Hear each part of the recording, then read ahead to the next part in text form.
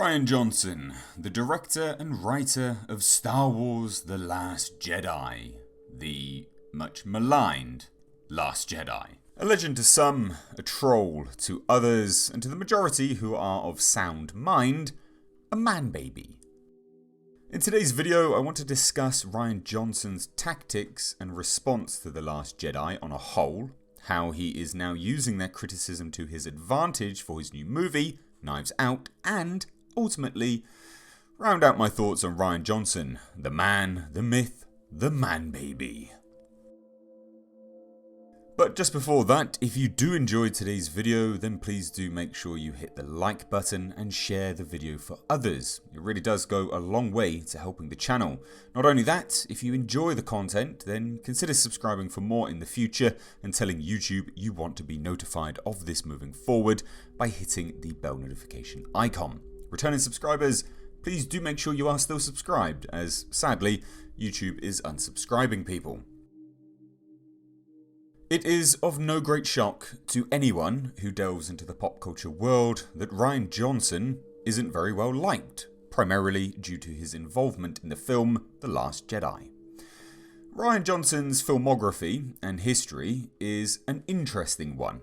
Prior to The Last Jedi being handed the second film in arguably the biggest franchise of all time, he hadn't exactly worked on a lot of projects.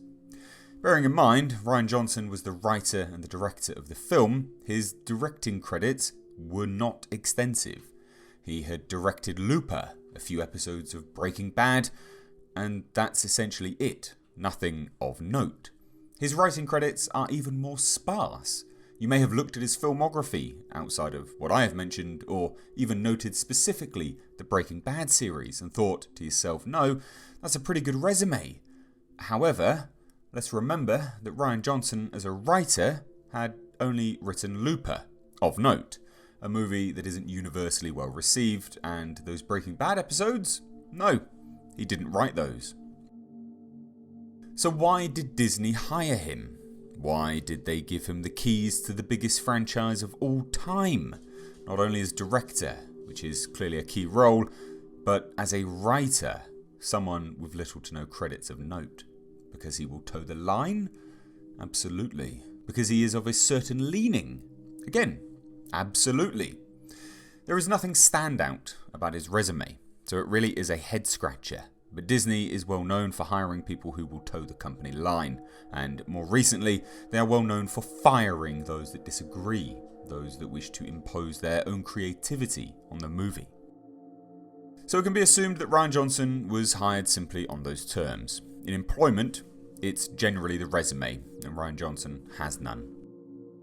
Now, this is all reflected in his final product, The Last Jedi, a movie that is a narrative mess. A movie that, when watched back to back with The Force Awakens, is disjointed. I know, I've done it. A film that hides behind subversion of expectations for messy and bad writing and incredibly poor decisions. Rian Johnson is well known for lashing out at fans of the Star Wars franchise. A man who is a self-proclaimed fan of the series, though someone who criticises the Star Wars franchise and is entitled to, of course, but not someone who accepts criticism of his own installment. In an interview with CNN, he was asked about the criticism of The Last Jedi and whether it was fair. Again, the question, and I quote, looking back, was any of the criticism fair? Was any of the criticism fair? To which Rian Johnson replied with, no. The thing is though, no in terms of, oh wow, they're right, I shouldn't have done that, but fair in terms of every single Star Wars thing that comes out. Every fan has stuff they love, stuff they dislike about it. Every movie has its lovers and its haters, every single one going back to the originals. Now, in this interview, Mark Hamill then chimed in by saying, we were so lucky there wasn't social media when Empire Strikes Back came out. And Rian Johnson responds with, yeah, Empire would have gotten roasted. If you look at the criticism of The Last Jedi, can you imagine what they would have said about Luke getting his ass handed to him by Vader? Oh my god. Now I could do an entire video just on this response all by itself, but just quickly, This is literally rewriting history. The film was not roasted, it was not maligned in the public eye. The comments and comparison is a smokescreen. Not only are his comments ludicrous, they show a distinct lack of understanding of not only the fan base, but also simple writing. Darth Vader was written as someone to be feared, to be respected, to be wary of. When Luke gets his ass handed to him, it is not a shocking surprise. He is unprepared. He's trying to save his friends. He literally leaves his training to do this. So he clearly is not ready to face Vader. There are even lines to that effect in the film itself. So it comes as no surprise that he is beaten. Now, to compare this, a well-written arc, to The Last Jedi is simply baffling. But this is not an isolated incident. Rian Johnson and the mainstream media are attempting to rewrite history for the younger audience, in an effort to make Rian Johnson and his Last Jedi movie seem better than it is, for some bizarre reason. In a recent interview with Uproxx, the interviewer states, "Younger people are surprised to learn that The Empire Strikes Back wasn't the consensus the best Star Wars movie until maybe the 90s. It was polarizing for quite some time. The trajectory of The Last Jedi reminds me of that." Now, this again is a very strange misrepresentation of history. Polarizing? That is a huge statement to make, an inaccurate one as well. And Rian Johnson doubles down on his previous comments by saying, "That's the thing, but as a kid, I distinctly remember being disappointed by The Empire Strikes Back." So let's take a look at what we've got here and unpack it. Rian Johnson appears to believe that he is able to openly criticise movies that he dislikes, or has disliked movies. He accepts that fans will like what they like, and if they don't, apparently you're labelled a hater, which leads me on to the most recent comments that he made last night, in fact. In an interview with Wired for their Wired 25 conference, the interviewer leads Rian Johnson on down a path of his own thinking, and again, classic misrepresentation of the Star Wars fandom, and not only that, simple critique and justified critique of his movie, The Last Jedi.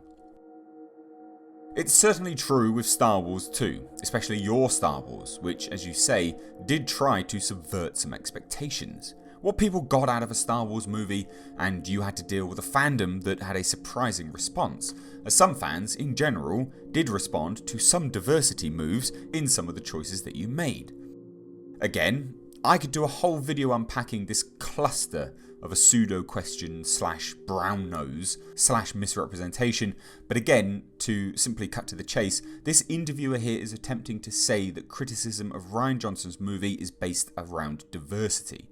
Not the fact that the writing was terrible, or what he had already mentioned earlier in his statement / question, that he attempted to subvert expectations. Now, if you attempt to subvert the expectations of the audience, a reasonable thought to have is, this may backfire. It's also a very logical one.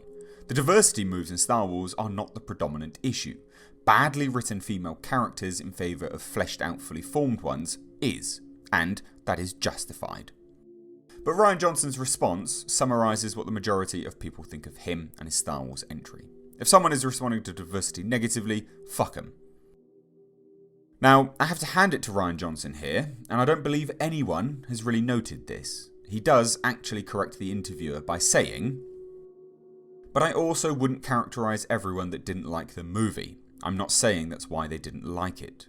Now, this really does have to be mentioned, and it's not as a defence of Rian Johnson, but if we're talking about misrepresentation, we cannot be part of that problem. However, this is a stark change of tune for a man that is widely known as floating around on Twitter searching for comments with respect to his film and replying to them, labelling people as trolls, and again, a man who seems to be happy to critique other movies, but label critiques of his own film as trolling.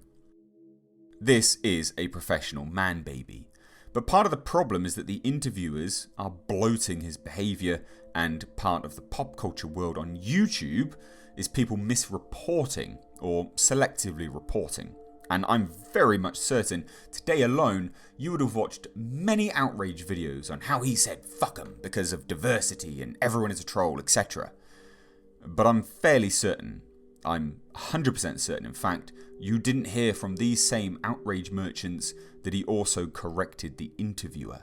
Now, this is all being used currently to promote his new movie, Knives Out. He is aware outrage over Star Wars can be a big ticket to a big opening weekend, or at the very least, exposure.